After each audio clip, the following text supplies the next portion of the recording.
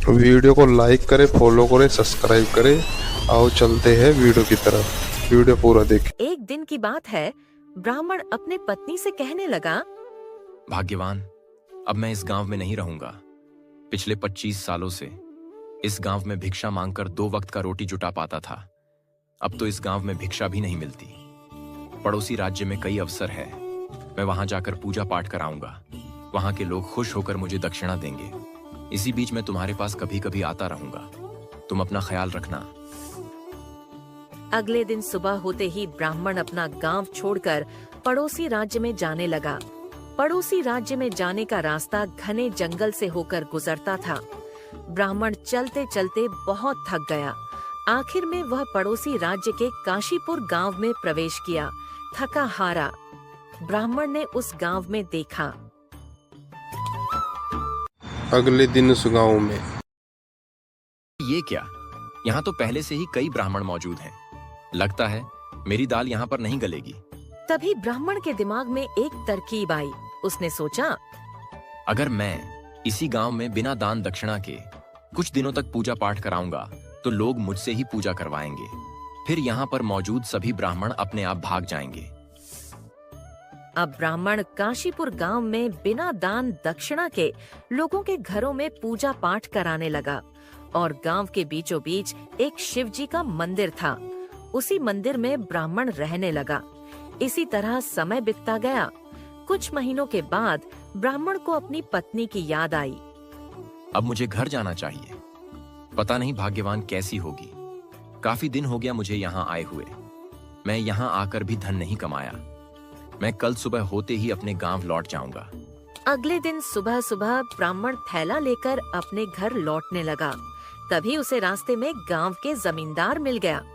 प्रणाम पंडित जी। आयुष्मान भवः जमींदार साहब। पंडित जी, आप इतनी सुबह सुबह कहाँ जा रहे हैं? जमींदार साहब, मैं 2 दिनों के लिए अपने गांव जा रहा हूँ। गांव में मेरी धर्मपत्नी है।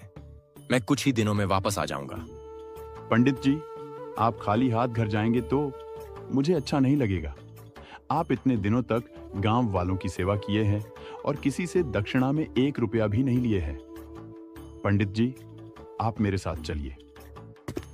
जमींदार ब्राह्मण को अपने घर ले गया और अच्छी अच्छी पकवान खिलाई। ब्राह्मण भर पेट खाना खाया और लौटते वक्त जमींदार ने 50 सोने के सिक्के की पोटली और दान दक्षिणा में एक गाय ब्राह्मण को दिए। ब्राह्मण खुश होकर धन की पोटली और गाय को लेकर अपने गांव की तरफ निकल गया। गांव जाने का रास्ता घने जंगल से होकर गुजरता था। कुछ दूर जाने के बाद रास्ते में उसे चोरों का समूह दिखाई दिया। अरे ये क्या? रास्ते में चोर डाकुओं का समूह। अब मैं क्या करूं? हे भगवान, अब तू ही मेरी रक्षा करना। ब्राह्मण बहुत ही चतुर था। उसने हिम्मत नहीं हारी और धन की पोटली निकालकर गाय के गले में बांध दिया और आगे की ओर बढ़ गया। तभी चोरों का सरदार ने उससे कहा, चलो भाई, अपना सारा माल निकालो और तुम्हारे पास जो कुछ भी है सब निकाल कर मुझे दे दो। देखो पुत्र, मेरे पास कुछ भी नहीं है। मैं एक गरीब ब्राह्मण हूँ।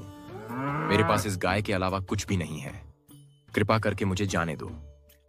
तभी अचानक गाय के गले से धन की पोटली जमीन पर गिर गई और सारा धन जमीन पर बिखर गया। अगर तुम गरीब ब्राह्मण हो तो तुम्हारे पास ये धन की पोटली कहाँ से आई? चलो चुपचाप धन की पोटली मुझे दे दो और निकलो यहाँ से।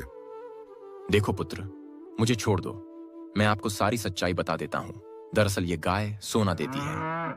तभी चोरों का सरदार ने सोचा, अगर मैं इस गाय को ब्राह्मण से ले लूं तो मैं मालामाल हो जाऊंगा।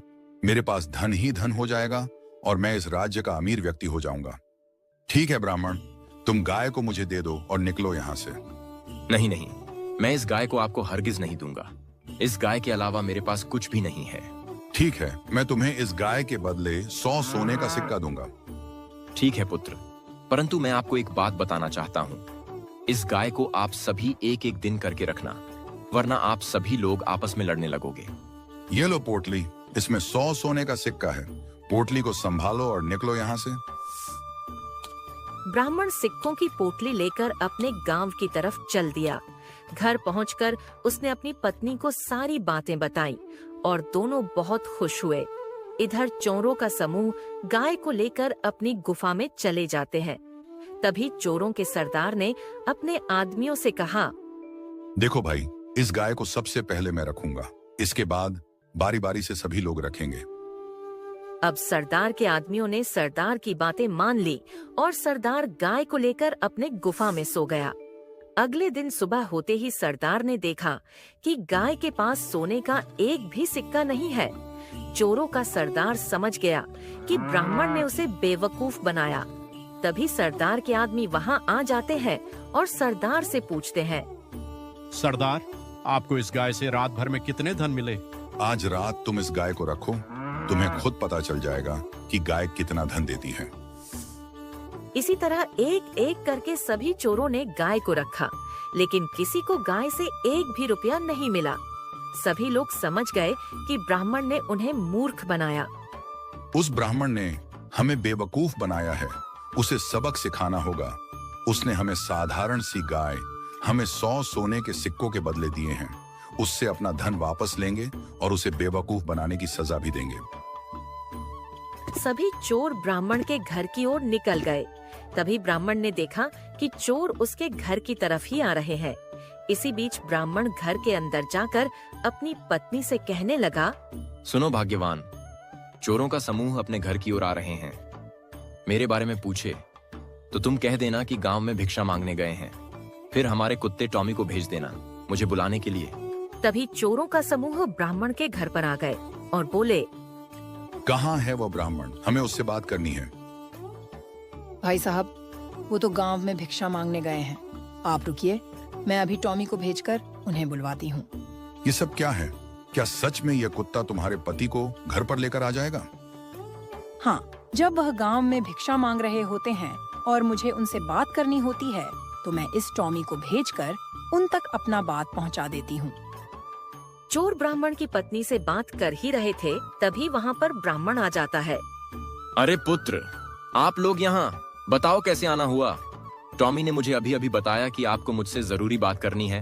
बोलो क्या बात है? तुमने जो हमें गाय दी थी, उस गाय से हमें कुछ भी नहीं मिला। तुमने हमें बेवकूफ बनाया है। इसकी सजा तुम्हें जरूर मिलेगी। ये आप कैसी बातें कर रहे हो पुत्र? मुझे लगता है कि आपको कोई गलत फहमी हुई है। आज जो कुछ भी मेरे पास है सब उस गाय के बदौलत ही है। तभी चोर एक बार फिर ब्राह्मण की बातों का विश्वास कर लेता है। चलो ठीक है, एक बार और तुम्हारी बातों का विश्वास कर लेते हैं, लेकिन उसके बदले तुम्हें इस कुत्ते को मुझे देना होगा। नहीं नहीं पुत्र, मैं इस कुत्ते को नहीं बेच सकता। यह टॉमी मेरे घर की रक्षा करता है और मैं कहीं भी चला जाऊं यह मुझे खबर देता है। मैं इस कुत्ते को हरगिज नहीं बेच सकता।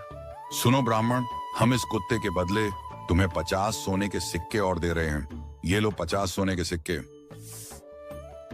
फिर चोरों ने कुत्ते को अपने साथ लेकर अपनी गुफा की तरफ निकल गए। गुफा पहुंचकर सरदार ने समूह के सभी लोगों से कहा, देखो भाई, पहले मैं इस कुत्ते को रखता हूँ, फिर तुम लोग भी इस कुत्ते को बारी बारी से रखना। समूह के लोगों ने भी अपनी अपनी सहमति दे दी और सरदार ने कुत्ते को रख लिया।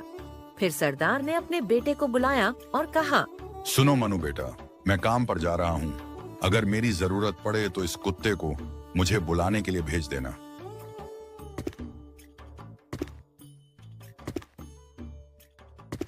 फिर अचानक चोरों के समूह को सरदार से काम पड़ा। अरे मनु बेटा, हमारे सरदार कहाँ गए हैं? उनसे हमें जरूरी काम है। तभी मनु ने कुत्ते के कानों में कह दिया। कुत्ता वहाँ से सरदार के पास न जाकर सीधा जंगल की तरफ निकल गया और ब्राह्मण के घर चला गया।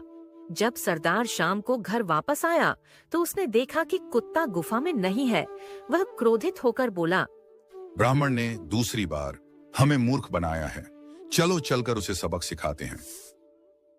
सभी चोरों का समूह ब्राह्मण के घर गए और ब्राह्मण को उठाकर अपनी गुफा की ओर वापस आने लगे। इसी बीच रास्ते में उन्हें प्यास लगी। सरदार, मुझे बहुत जोर से प्यास लगी है।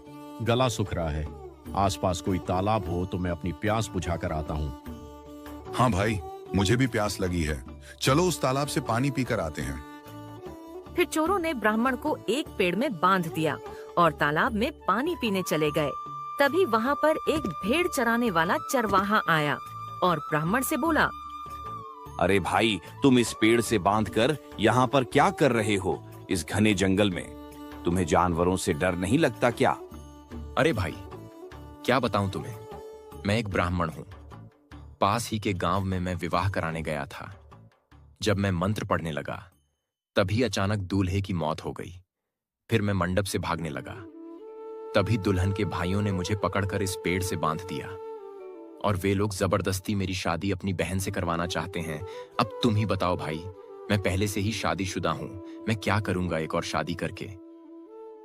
तभी चरवाहा अपने मन ही मन में सोचने लगा, अगर मैं इस ब्राह्मण के स्थान पर पेड़ से बांध लूं तो मेरी शादी निश्चय ही हो जाएगी। मेरे लिए यह सुनहरा अवसर है।